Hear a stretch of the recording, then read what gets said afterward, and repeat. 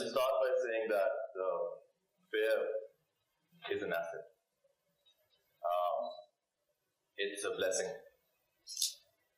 It's something I've learned over the years, something I did not believe in 15 years now. I'm sure you must not be expecting for me to speak about fear in a positive connotation, but kind of is.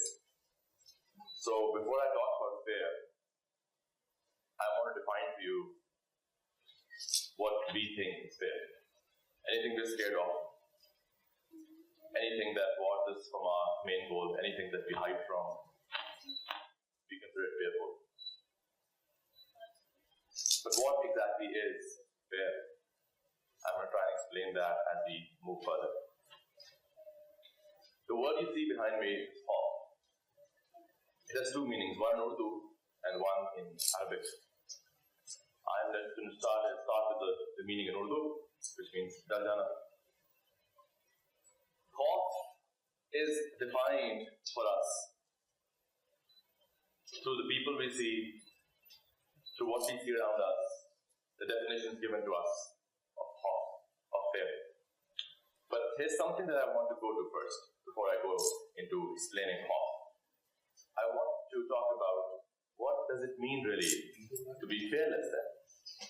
So what the word has done for us, it has defined fearless for us also. Fearless is strong, fearless is muscular, fearless is manly, fearless is something or someone who changes the status quo, who jumps off a cliff and still lives on, who jumps off a helicopter and is fine. Fearless is this unbeatable, untouchable, larger-than-life entity. That's how the world built a narrative for us about being fearless.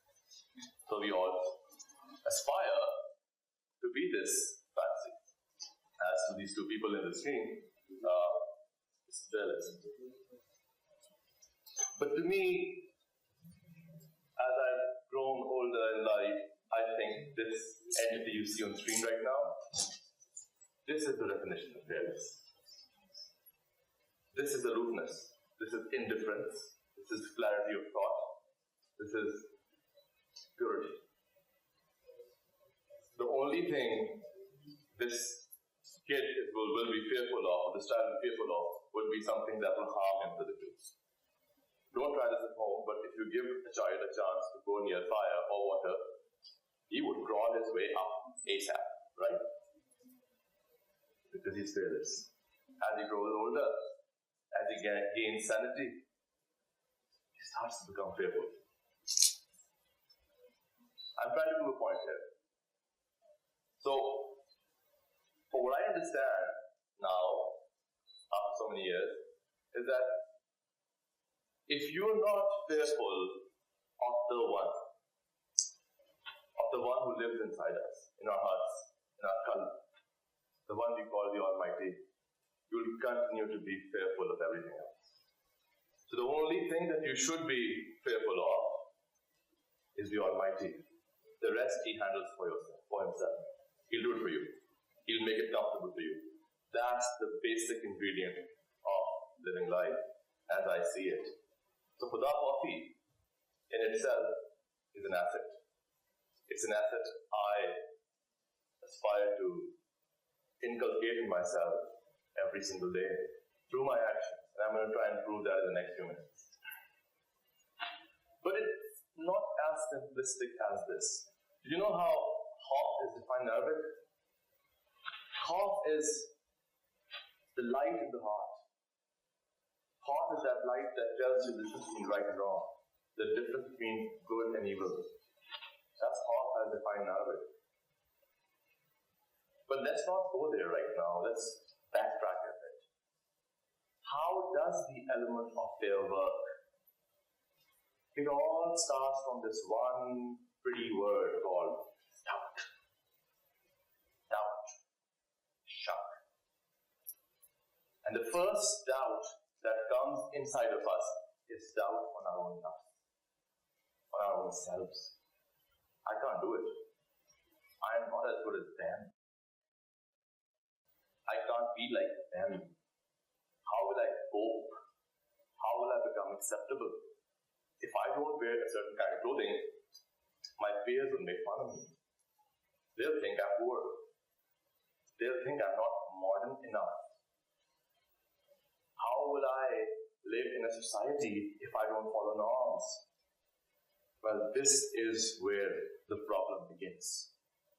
This is where your route to mediocrity begins. This is where your route to being average begins. Why? Because you've opened your mind to narratives. I understood this really nicely when I got myself into this demonizing world of media. I am not cut out for media. Never was, never will be. But I produced a show that is now watched by millions.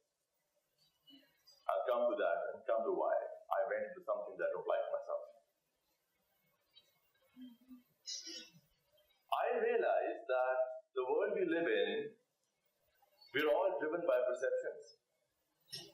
But the interesting bit is that the perceptions aren't really our own. They are perceptions created by our circles. They are perceptions created by society. They are perceptions created by our parents. They are perceptions created by our friends. I need your attention here because I'm saying something that I've figured out 15 years. It's taken me that long. Perception. You know how media works? They know what you want to see. They know what they should show you. They know it very well. The more they know, the better they're at it. The more they know, the higher the ratings. Whoever has higher ratings knows you better. Because that's how predictable you are. That's how predictable I am.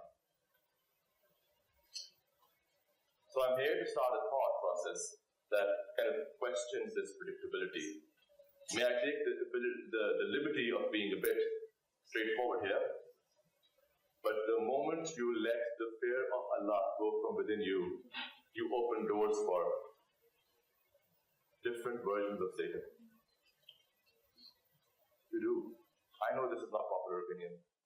I hardly get a clap for this every time I say it, but I must. Satan hates change. He likes you being predictable. The moment you challenge that predictability, you're putting him in a discomfort zone. Wow, isn't that cool? You're putting Satan in a discomfort zone. What did he do there? What did she just do there? I was hoping for this person to do this. He did it. He took a downtrodden path. He did not take the easy route. I'm offering the easy route. I'm saying, take it. It's just so easy. Just one step and you're there. You want to be famous? 2 steps, famous. Want to be rich? Take this route. You're rich. That's not God. That's when you've left the fear of God. That's when you enter a different zone where everything around you starts to impact you in ways that you can't really control. Our mind works in straight line, it's supposed to. People who focus, people who are clear, people who bring a positive change in society are very thick-skinned. As explained earlier, they don't quite care about the word called shame. It really hardly has any impact. Let me try to explain that. So there are people in this picture that you see right now that has change makers. We could like them, we could dislike them. This change the status quo. And in their own capacities, they have. How are they people who are different than us? The first thing that comes to your mind looking at these faces is, I can't be them now. Come on. Look at this. This is Jinnah. Are you kidding me? Why can't you be Jinnah? Come again. Was he not human? Did he not have the same qualities you were blessed with? The only difference between these people and us is their quality of fear. They're very specific on their vision. All else is noise to them. Hence, they walk, they run, they make a hole so deep, they change the way the world works. That's why they're called change makers. But there are people who I have worked with, a breed, a type that I have worked with in all these years, and that's entrepreneurs. That's people who started their own businesses. That's people just like you and me, who've gone on to leave regular routes and build companies, make millions and millions of dollars, not just for themselves, but for this country. Behind me are brands that you can read. Brands, some in mobility, some giving you marketplaces, some in edtech. You name these, you know most of them, right? Some of the people you don't know, but the brands you do. Who came here on an Uber or a Careem? See, almost half the hall. But who knew Mudassar? The guy who built it. You won't seek inspiration from Careem, you will seek inspiration from the way Mudassar functions. Just an example for you. You won't seek inspiration from the brand Bikea, but you'll seek inspiration from how Munib thinks. What he learned from the Raj, that he converted into Bikea, his own brand. These are people who are change makers. They're just like you and me. The only thing they've done better is this. Reflect, focus, execute, repeat. Reflect, focus, execute, repeat. It's a mindset. It's when you stop yourself from the rush and the noise around you of life, go back in your room, look in front of the mirror, speak to yourself. What did I achieve today? What is it that I would like to achieve a month from now? What is it that I want to achieve 6 months from now? And then you refer to God for validation. The only entity that deserves your validation is Allah Almighty.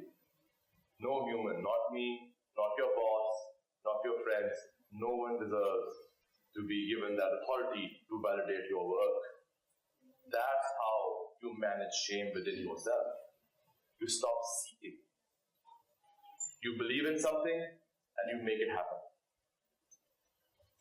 And when you are sure you want to believe in something and you want to do it, any distractions, any illusions that come by you stop making sense anymore. Reflect, focus, and execute. Let me see if I can open my next slide for you. And this shows some snapshots of my TV show.